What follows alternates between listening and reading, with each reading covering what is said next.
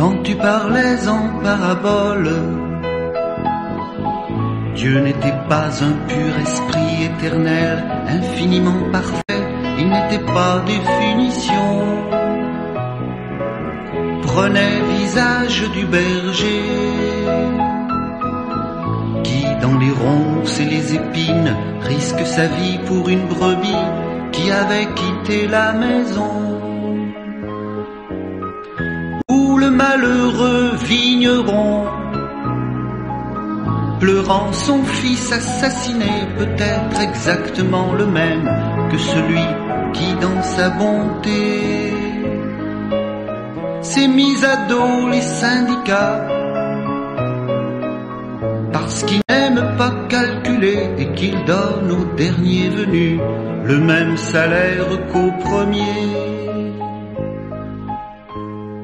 Il est celui qui chaque jour sur la porte attend le retour du fils qui le fait tant souffrir, pourtant il lui pardonnera en lui ouvrant tout grand les bras.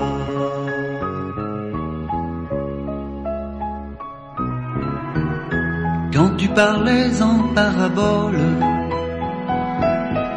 tu devenais joueur de flûte, semant au vent de nos espoirs les grains de blé de tes chansons.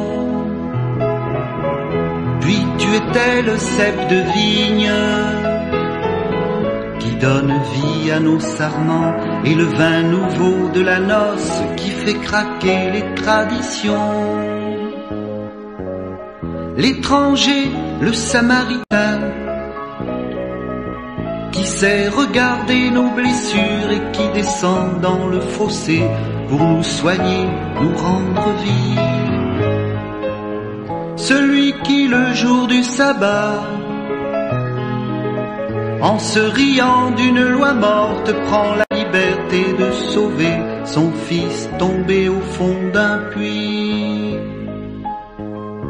Tu étais ce que tu chantais, la pierre que l'on a rejetée, le grain qui doit mourir en terre pour devenir l'épi de blé et le pain qu'on pourra manger.